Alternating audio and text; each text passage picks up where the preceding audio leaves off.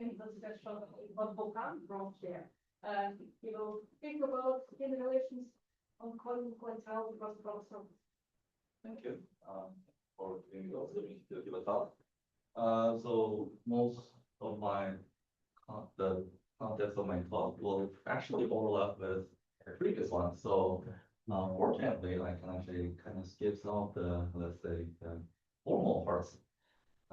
Okay, but of course, if you have any questions and comments, just feel free to interrupt and ask a question. So I'll be actually talking about explaining. The function that he said he don't want to talk about the differential cluster, but I will. So I'll actually briefly explain what is really the cluster algebra from puncture surface, purely because I need to, let's say, show you many examples. That's why I'm giving you this definition. And then I'll actually show the result with Esther Banaian and Elizabeth Kelley 2 years ago, which is about the Skein relations in puncture surfaces. And then the last one is my ongoing work, which is basically extending this to the puncture case. So, okay, let's first start with the cluster algebra. And then again, if you know what is the cluster algebra from puncture surfaces, you can basically speak. So, okay, and then the big idea is that, so when we have a marked surface, orientable surface, and then let's say we call these vertices marked points, and then if these points are in the interior, we actually call it puncture. So if you look at this example, then we can see that the torus, like the happy face here, is actually like these two dots are actually in the interior. So it is a torus with two marked points. And then the arc in this surface is, well, you cannot actually draw any, let's say, line segment and call it as arc, as the previous speaker mentioned. We want the component that will actually form a triangulation eventually. So for example, in here, if we have a disk with 4 marked points on the boundary, if you see the dotted lines, you cannot say these are the arcs, because if you actually choose these as arcs, then they cut out a polygon, and then again, there's no way they will actually make a triangulation out of, right? So it's just want to stress that the word arc is not just any line segment that connects to marked points. It should be a component where it should actually make the triangulation eventually. So in this geometry type, this means that and then if we reroll a bit for about the definition of the cluster algebra, if we have a seed and let's say the exchange matrix, you could have just talking about this, and then you apply the mutations, and then if you apply the mutation, you actually have these relations in the cluster variables. That's actually how you define the cluster algebra. So you actually use the similar idea on the surface as well. So the idea is that this collection of these arcs, maximum collection actually, is actually called the ideal triangulation. And then how to build the exchange matrix is that you actually build a quiver on the triangles inside these ideal triangulation. In here, I use the clockwise convention because that's how I learned, but I know in some literature they actually prefer the counterclockwise. But the big idea is that you just have to be consistent about this, let's say, building the exchange matrix. And then, as I just mentioned, this exchange matrix is basically an adjacency matrix of the quiver that I just built here. So if you see it here, it's like if you see the arrows, it's 1 is actually going to 2, 2 is going to 3, and 3 is going to 1, which means that 1, 2 is going to be 1. So 1, 2 part is going to be 1. And then the other part, let's say the 2, 1 part is going to be -1, and so on. So that's how you build the exchange matrix, which is also, in this case, skew symmetric. And then the mutation in the cluster algebra level is actually a flip, which is you're substituting the arc into the other one to form another triangulation. And then these, let's say, flip are, let's say, related by something called a Ptolemy relation. Ptolemy relation in the geometry, we know that the multiplication of the length of the two, let's say, the diagonals is actually equal to the a times, let's say, the edges, they are, let's say, opposite to each other. So it's a times c plus b times d. It's actually the Ptolemy relation, and actually this is how you define, or shall I say, let's say, construct the mutation part here. Okay. Wow. Okay. Now I'm really experiencing this. Okay. So the combining this all together is that, so formally speaking, the mutation is good, let's say the defined with the on the column of K, you actually choose the parts where it is positive, and then you actually put them in the power, and then let's say you choose the let's say parts where it's negative, and then you put them in the power by making them back to the positive side. And then you can actually clearly check that this construction of the mutation is eventually the Ptolemy relation that I just described earlier. So now let's move on to the punctured case. So what's wrong with the punctured one? So, well, I mean, in the punctured case, you can always build this ideal triangulation with the model that you wrote here. But we don't want it, because the real reason we don't want to actually have a monogon here is that if you have a monogon here, well, there's a way to flip this one, but there's no way of flipping this gamma part because it's enclosed inside the monogon. So we don't like this kind of convention. So that's why we invent, or shall I say, adapt the idea of the notch dart to replace this monogon so that it wouldn't actually make any trouble when we apply the flips. So what's going to happen in terms of flip now is that if we flip this notched one, it'll actually be the plain one of the other side. And then if we flip the plain one, it'll actually, let's say, flip to the notched one at the other side. And then both, let's say, unnotched arcs, like plain arcs, and then the notched one, I mean, this bow tie one, are both called the tag arcs. So that's actually the difference in between the unpunctured case and the punctured case. Again, we want to see that flip applies to every arc, not like in this version. So that's why actually we need this convention. Well, actually, there's also an algebraic reason, which I'm not going to explain now here. But yeah, so this is actually the reason why we have to adapt the notch dart or tag dart, unlike the unpunctured case. So then we need to redefine many things, including this triangulation and etc. So the idea about the tag triangulation is that if we just remove all the bow ties, I mean the notch, all of them should be just compatible. And then the one more thing is that if they're sharing the endpoint, and at least one endpoint of this arc should actually have the same tagging, and then the other one actually has, which means the other one actually is going to have a different one.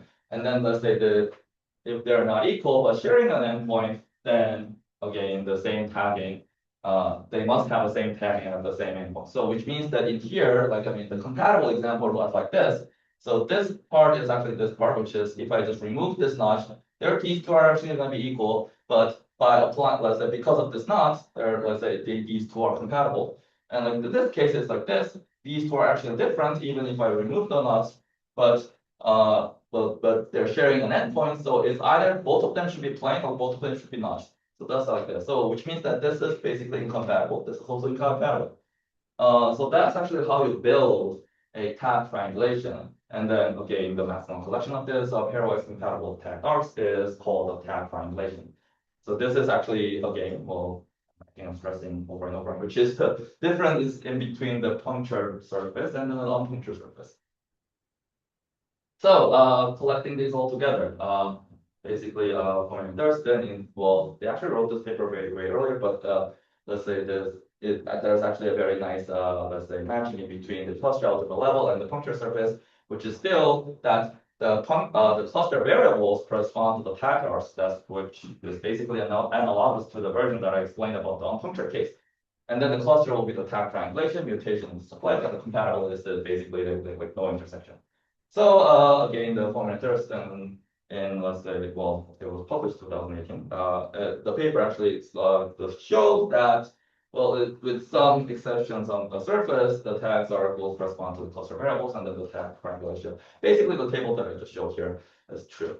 And then moreover, what they also showed is that, again, without some exceptions, you can actually connect from one tag triangulation to the other triangulation by flips. And again, of course, natural question is what are these, let's say, exceptions, which is there's actually the closed surface with, let's say, one puncture. And then in that case, even if you apply, let's say, mutation over and over and over, let's say, you wouldn't get it from the plane to the tag, plane to the notch, or plane notch those things. So that's actually the reason. So yeah, okay. So we're almost done with the definition part. Okay, sorry, like I mean, for again people who already knew this, can kind of start waking up, I guess. So the idea about, let's say, this before we jump in is that we add a identity matrix below the, let's say, exchange matrix that we define here. So, and then that's actually going to be the real extended exchange matrix that we're going to use. And in this concept is called the principal coefficients, and then the exchange relation, since we actually have identity, let's say, matrix below here, which means that the plus part will have an additional, let's say, variable, which we call coefficient variable. So technically, this should be more like an xn plus k, but I'm going to just say it as yk. So this is actually how this, let's say, principal coefficient will work in the surface case. And then, so this is now, okay, so all the definitions are done. So now we're going to move into the real fun part of basically advertising my work. When let's say many people actually got to this point, the one question that many people wanted to answer was, okay, so you apply the mutation over and over and over. So and then you also said, say there are R's. R's are cluster variables. So natural question is, if we have, let's say, initial variable from x1 to xn, and let's say we choose any other parts, then how would you express that other part using the initial cluster variables? Is there any fancy way to do it? And then there were several combinatorial formulas which derives this xj semicolon d t. And let's say there are many of them. I mean, like say there was work by many people, but let's say I guess the main thing that is used nowadays is like the snake graph, which is of course there's also history behind this, but let's say the blockbuster part was actually in the musical Williams, and then let's say this MPath, which is again in the musical Williams paper, and then let's say the SD and sure, they also actually invented the posted expression. Similar expression was done by the being shown. So, and then before we actually dive into again the fun part, one small review is that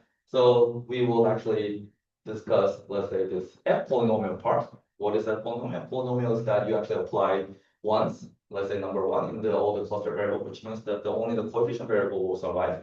And then the tree vector part, which thankfully the previous let's say presenter already explained the whole thing, which is like basically is actually concerns in this combinatorial notation. Actually, it concerns the minimum term, which means that there's no coefficient part. And then again, this if we apply the mutations, then this bottom part was actually initially it was actually identity, but it's actually going to be changed into some kind of other matrix, right? And then this is actually called the C vectors. So yeah, and then so the question we wanted to solve 2 years ago was that if we choose, let's say, crossing arcs, or maybe some nice other topological object on the surface, how would they look like explicitly? That was the one question that we wanted to answer. And the second one was, let's say, what does it explicitly look like on the surface? So that's actually what we wanted to actually, let's say, get the answer out of. Of course, we didn't start from the, let's say, nothing. As the previous, we didn't start from nothing because this question was basically the question in the musical Williams paper. At the end, they actually wanted to know what's gonna be the Skein relations in the punctured surface. So, and then since Esther and Elizabeth, they are both a student of Korean musical, so they were actually already working on this. And they were actually thinking about the question, and then eventually we got some ideas how to attack those questions. So, okay, let me first start with talking about basic definitions about the Skein relations. But before we dive in, okay, if you have any questions, okay. So the idea here is that if we have the intersection in the surface level, then it will be resolved into two non-intersecting pairs, which is one is like xc plus and then xc minus, and then there's only one term with this y, which is y to the u that I actually wrote down here. So And then one thing that I must mention here is that this resolution is more like a local thing. I'm not resolving two intersections at once. I'm just attacking the resolution. I mean, sorry, the intersections. I'm attacking intersections one by one. So that's the big idea. And then, well, I mean, one term will always going to be, will always have no y's, but the other term will always have y. And of course, we'll see how it actually goes. And as I mentioned earlier in the Sheffield-Williams paper, they actually wrote down 15 cases, actually 15 cases of the tag triangulation where they want to, it should be discovered how with, in order to, let's say, prove the Skein relations on the punctured case. Eventually, we could group them into 4 cases. So one is the incompatibility at puncture. Second is the transverse crossing. There is the self-crossing, and the fourth is the crossing involving enclosed curve. So those were actually the, shall I say, some kind of new things happening, in the tag triangulation case. So, okay, so let's, before we see the example, the fun part. So the golden rule is this. So the golden rule is there's 2 sets. So one is the set of arcs from the initial triangulation where both of these arcs intersect. And the second rule is that a second set, SW, is if it's not counterclockwise and plane clockwise, and then you actually just multiply them and then actually you write it down. And of course, you'll be thinking like, what is he talking about? Okay, so let me actually show you some examples. So incompatible puncture, as I showed you earlier, is that if they're not sharing both endpoints, I said that let's say one of them actually have, I mean, these, let's say the common part should actually have the same tagging, but in here, one is not and one is not, right? So this is one of the case for the incompatible puncture. And then if I give you the answer first, is that the multiplication of these 2 will be this plus this. So one arc that is actually going above this puncture and one is going below this puncture. So this is actually how it's going to be resolved. And what I mean by this R and SW is as follows. So as I mentioned, R is the collection of arcs where both of them intersect. In this case, there's none, right? I mean, like this is intersecting different one. This is also intersecting different one. So it's empty set. Swipe part, what I said was notch is counterclockwise. The plane is clockwise. What I mean is, so let's say if there's a notch here, you go counterclockwise. You swipe counterclockwise. You swipe counterclockwise up until you reach the other one. And then you can actually do the same thing for a plane as well. In the plane part, you swipe clockwise until it reaches the second, let's say the other arc. So in this case, it's going to be sigma 1, sigma 2, sigma 3 is in the SW part. And then this U vector that I just mentioned is the collection of the others, basically the union of these 2 disjoint sets. So it's going to be 1, 1, 1, 0, 0. So the resolution will be rewritten as this XD plus, which is going above, plus this Y1, Y2, Y3 times this arc going below. So this is actually how the incompatibility at a puncture will be resolved in the punctured case. And then the transverse case is also the same idea. Again, R is the set of R's that are both intersected by, let's say both of them. In here, gamma 1, gamma 2 both intersect 5, 6, and 7. And then the swipe part is always about the endpoints, which is a gain. So in here is path. So what I'm going to do is, as I mentioned, the tag, let's say notch is counterclockwise. I will actually swipe until it reaches the C minus resolution part. So it swipes 3 and 4. In here, there's nothing, so I don't have to do it. Let's say in here, again, the gamma 1 was like this. If here is plane, so plane part is the clockwise. So I swipe it clockwise, and then let's say the 8 will also be included in the SW. I mean, this part there's nothing. So again, the union of these 2 will be the Y part of the resolution. Well, just can I clarify? How do you choose to which one you multiply by the resistance? That's a very good question. Okay, that's a very good question. So in the puncture part, it's just always, let's say the one, let's say it with this orientation is always the one above. And then in here, how you choose the, let's say, multiple, which is the C plus and C minus, is that C plus are the pair that is, let's say, on the opposite side where they cover all the crossing. So all the crossings of gamma 1 and gamma 2. So in here, C plus, if you see here, it crosses 1, 2, 3, 4, 5, 6, 7, 8, right? So it basically crosses all the intersection that can have both in gamma 1 and gamma 2. So that's actually the pair for the C plus. C minus is the other one. Yeah. So very good question. Yes. So yeah, that's actually how you actually sort of choose what is going to be C plus and C minus. So that's so the reason why you actually choose plus is that it's bigger, shall I say? Yeah. My question is that when you resolve it locally, Mhm. and the resolution actually locally happens in the triangle from bounded by six and 7. Yes. So how do you know that when you resolve locally, it does not see the C plus or C minus, which one can cross everyone? Sorry, what do you, I mean, imagine that you do a local resolution. At that moment, you don't know which one is C plus, which one is C minus. I see what you mean. But when you're really, let's say, sort of defining C plus and C minus, you still say, okay, one of the golden rules that I actually just skip into the bottom of, let's say, the under the curtain, let's say the carpet is that the intersection number should be minimum.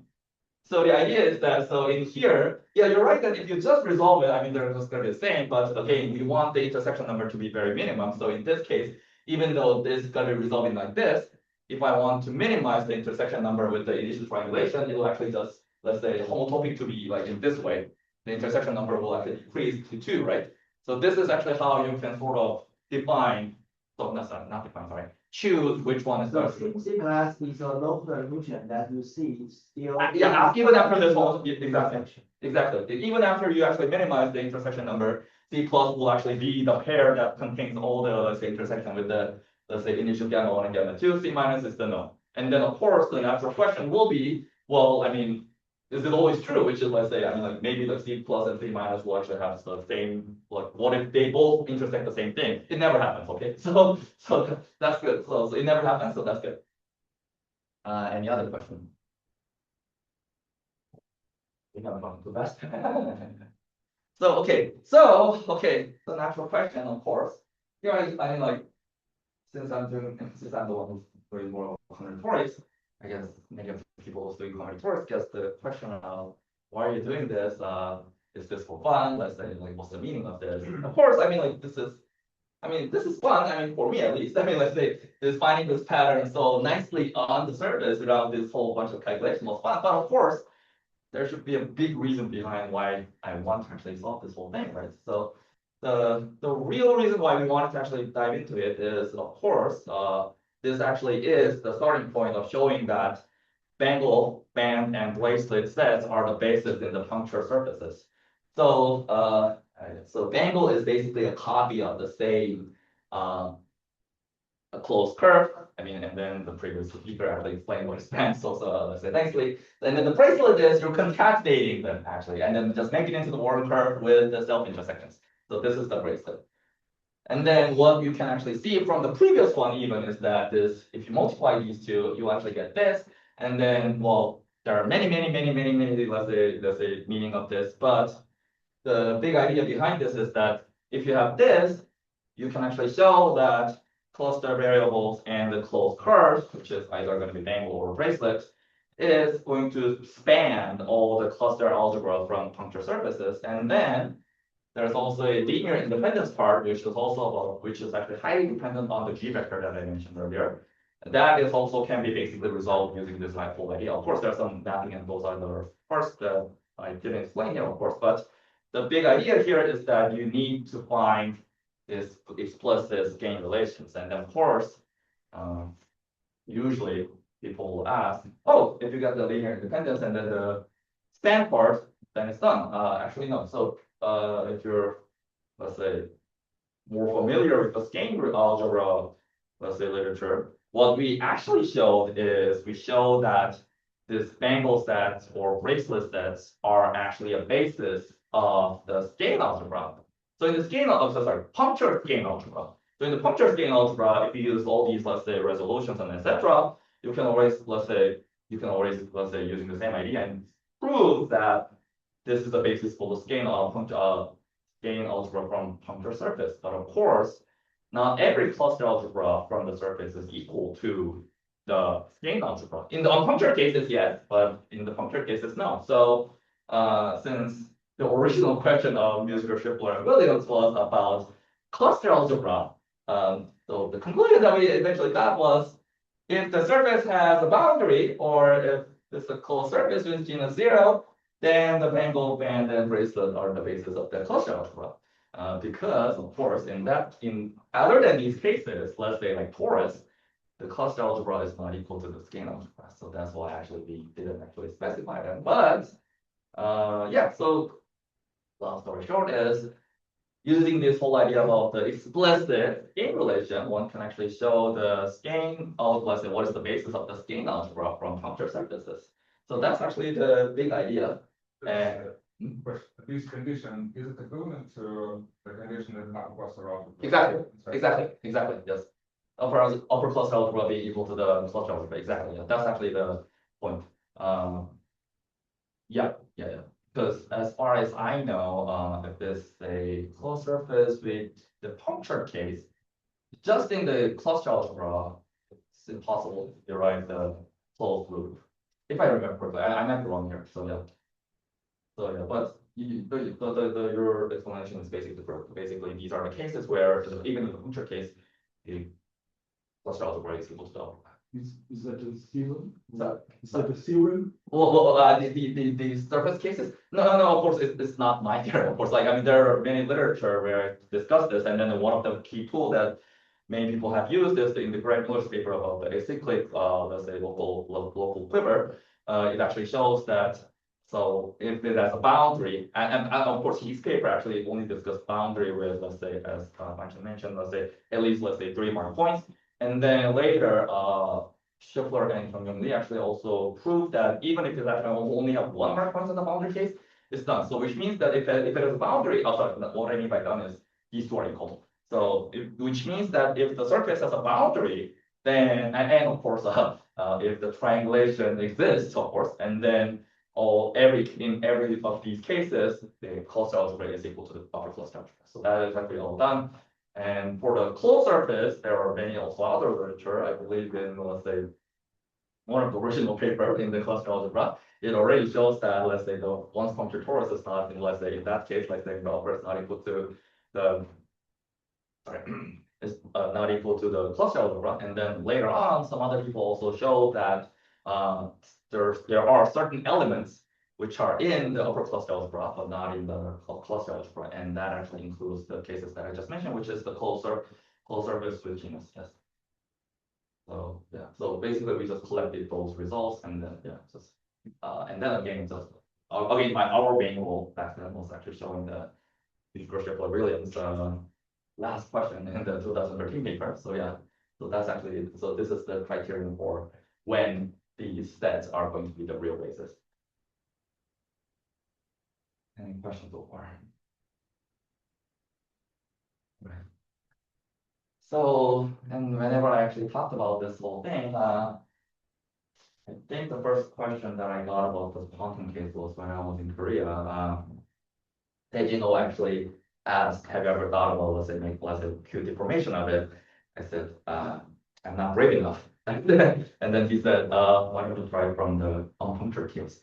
And then later I realized he actually really wanted to know what's the multiplication of the, let's say, the quantum basis really looks like, even in the combinatorial case. So yeah, I mean, because I mean, I'm not a student or something, but I just wanted to see if his idea is correct. So I just actually dived in, and then this is like an ongoing work.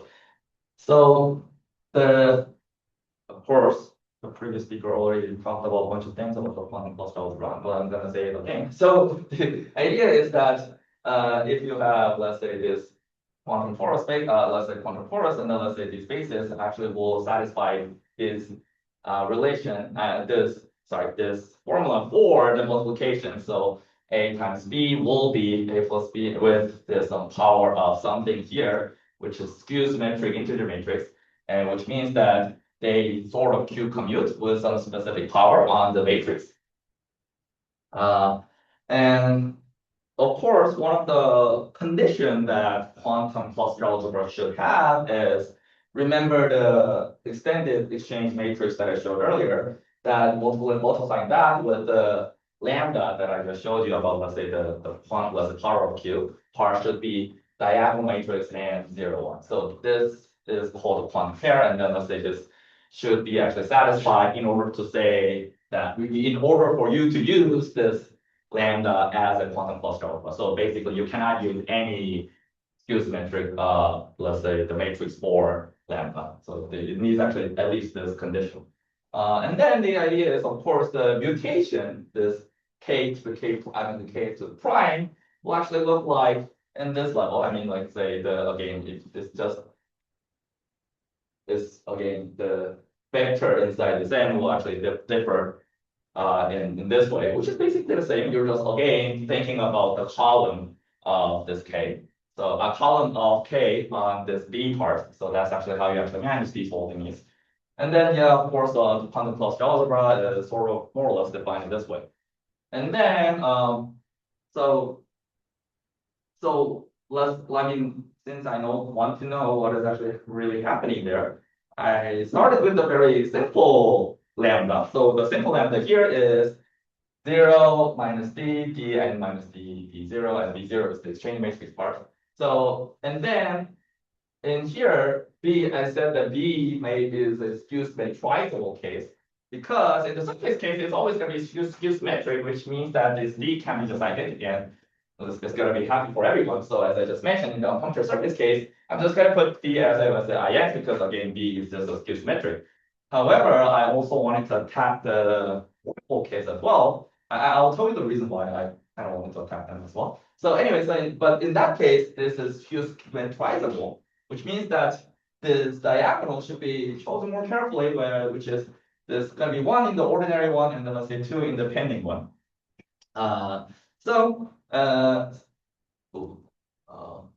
Sorry. Okay. So and then doing all these computations and before I jump into the computation and how the Skein relation really looks like, need some background information, okay? Because I'm going to use peaceful things. So I mentioned earlier that, let's say, if you just keep on, let's say, mutating from the initial triangulation, you'll actually get PT and the CT, where the CT is actually the C vector. And basically, if you just multiply them with the G vector part, this is actually going to be this CT transpose times D times GT, will actually be D, because there's a duality. So which means that this this lambda t will be rewritten as in this level.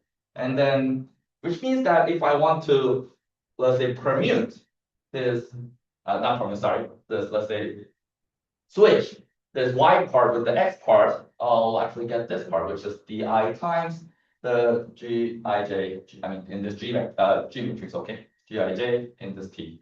So this is actually the very first step of how you will actually commute y and x. And then, of course, let's say, not other than the mutation part, if you just think about how the resolution really works, it's just you're applying, well, it actually is more, you're applying the mutation on some t. Like say after some mutation. So the base form will still be looking like this, but as I just mentioned, I want, number one, to put all the coefficient variable in front. That's one. And number two is, I want to know what are the powers of Q here, because I already know what is power of U, okay? Like U part, I already know. So I want to know what's going to be this Q part. Well, it's actually the question that technically Professor Sejino asked, and I also wanted to answer. So okay, we're almost there. So the big idea actually comes from all the relationship between, let's say, this diagonal matrix, the G matrix, and then the C matrix, and a bunch of things. So if you apply the Skein relation and a whole bunch of things, the G vector on the C minus part is actually G of gamma plus G of delta plus, D0 times U. U is the one that I actually just showed you in the power of U. So, which means that this kappa T, the power of Q that I want to find in the C minus part, is actually going to be, I'll explain what is S minus, okay? So S minus ut times d times g gamma plus g delta. So collection of the g vector and then the diagonal matrix and then this u vector that we actually just seen earlier will actually form most of the components. And of course, natural question is what is this S minus here? So S minus actually comes from, again, this mutation relation on the quantum cluster algebra. So as I mentioned earlier, the mutation will be actually defined this way.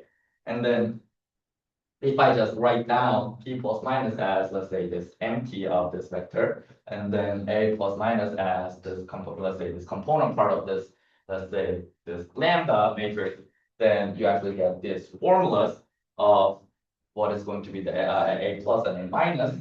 And then another thing we can already see is that the difference between this a plus and a minus is actually going to be the minus of the diagonal matrix that we have seen. So selecting all of these actually tells you that in this, let's say, just the mutation part, a plus and a minus will actually be depending on the parity of, let's say, the sign of the C vectors. And of course, another natural question is, okay, so this is the definition of this is that the components of these vectors are all non-negative or all non-positive. And of course, natural question is, how would you know that there might be a vector of minus, plus, minus one, something like that? There used to be a conjecture called sign covariance conjecture. Luckily, it was proved. So it was actually, so you can actually kind of, let's say, feel relieved that the C vectors are always going to have the component which is non-negative or non-positive. So don't worry after about, let's say, whether or not it's okay. So basically, so anyway, so the signs of the C will form what is actually going to be a plus and a minus, which means that they will actually form how this part will actually look like. So we're going to be almost at the end of this. So again, and then you actually define this epsilon if let's say C vector has a sign plus, then it's minus. If it's actually negative, let's say sign plus, and then this actually gets you to the resolution that if for exchange pair, let's say this gamma and delta, which is two intersecting arcs, one term, C plus term will actually have no coefficient, no Q at all. Of course, well, let's say the principal setup. I mean, when the starting lambda is 0, is identical like d minus dt, let's say d part. And then this part is actually going to be sigma, epsilon dk minus this part that I just explained earlier. So the ut times d times g gamma plus g delta. And then also, I mean, if you just swap it, then this sign only changes. So long story short is that if you just apply the commutator on these two quantum cluster variables, you'll actually get this type of formula. So this part will vanish, and then this is going to be the part that will always only survive. So this is actually how you can deduce some sort of, let's say, Skein relations, just like we did in the, let's say, the surface case. And as you can already see, if you apply just weak 1, then you retrieve the relation that I actually showed you earlier for the non-quantum case. I mean, just xt plus y xt minus, like that. So I'm not gonna explain the full detail of the proof, but the proof idea even in the punctured surface case, I mean the non-quantum case, was basically based on using the combinatorial expression, combinatorial expansion formula. So as I mentioned, there are many expansion formulas, and then we choose one of these, let's say expansion, let's say setup. Back then we actually choose the full set. And then what you do is that you find a bijection in between this part and this part. So that's actually what we have done in the the cluster algebra punctured surface case. Basically, we do the same thing. And of course, the natural question is there a combinatorial expansion formula? And then it was developed by Huang. So he actually has explicit snake graph formula of this quantum cluster algebra from surfaces. So basically, we use that, and then we use the same idea for showing the transverse case in the surface case to show this proof is correct. And then So yeah, so basically combining the idea of combinatorial expansion formula of the Huang and our previous work 2 years ago, let's say the Skein relation actually worked very nicely, and then that's actually how eventually we got this, let's say, formula. And then so let's look at some quick examples. If this is a surface, then I mentioned that D is actually going to be identity, and then this dk is always all going to be 1. So we only have, let's say, this part, and then so which means that so this part is going to be identity, so I don't have to care about that part. So we'll only have this. So the formula will actually be look like this or this, depending on, of course, the orientation of the gamma and delta. As I just mentioned, let's say the C vector part, let's say is important, right? So this is actually how we will get the expansion formula. And again, if I place it equal 1, then it will actually specialize into the formula that we've seen earlier. So this is actually in the surface case. And for the orbital case, well, one only small thing that we have to let's say consider more carefully is sometimes it might be 2. So and then again dk, like not all dk is 1 like this. So the dk will actually be multiplied into epsilon right here as well. So this is actually going to be the formula for, let's say, the orbital case. So and again, in the depending is 2, ordinary 1. So you need to be careful about it. But again, the idea is that we do get this explicit formula. Thank you.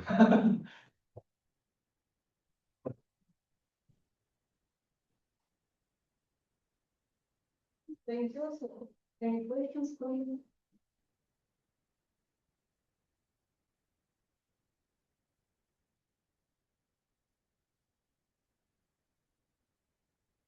I have another question. So in all before case, with the quantum class algebra that you have the topological model.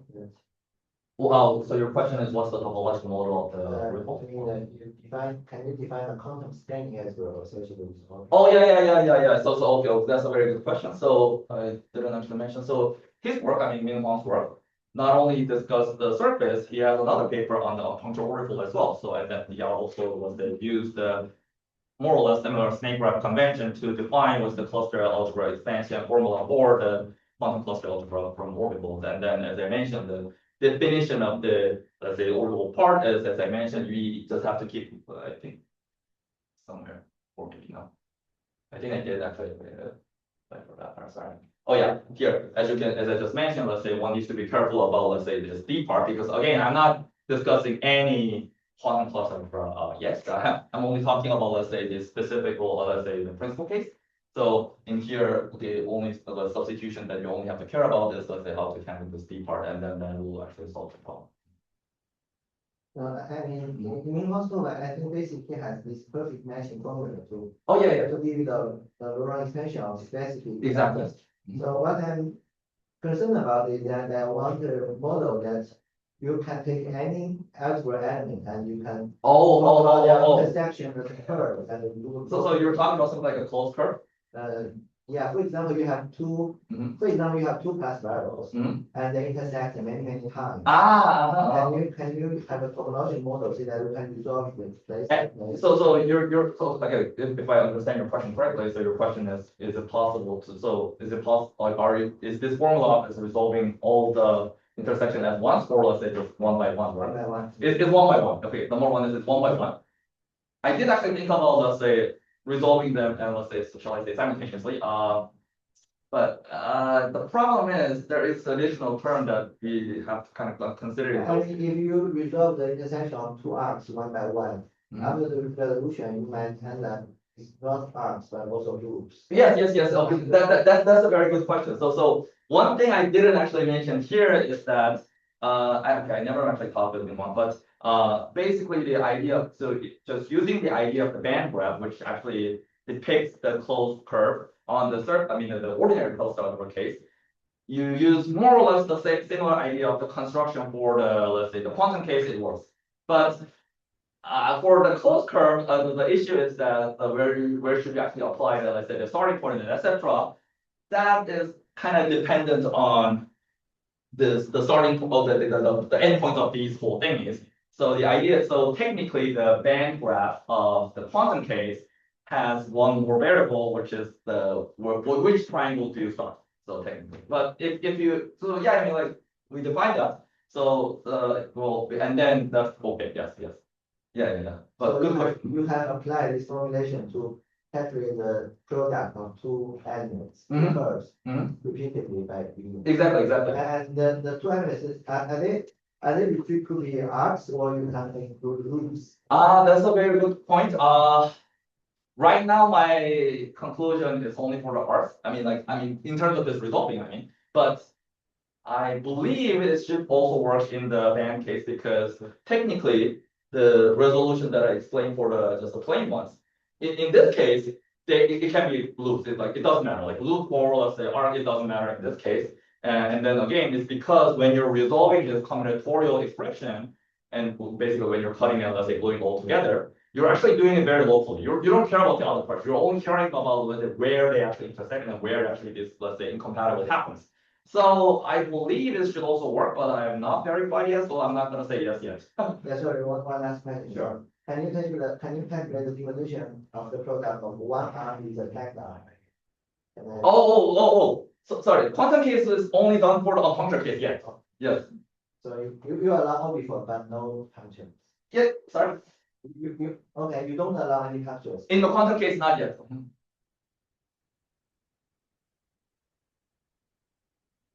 Any other voices and comments? No, there's some more again.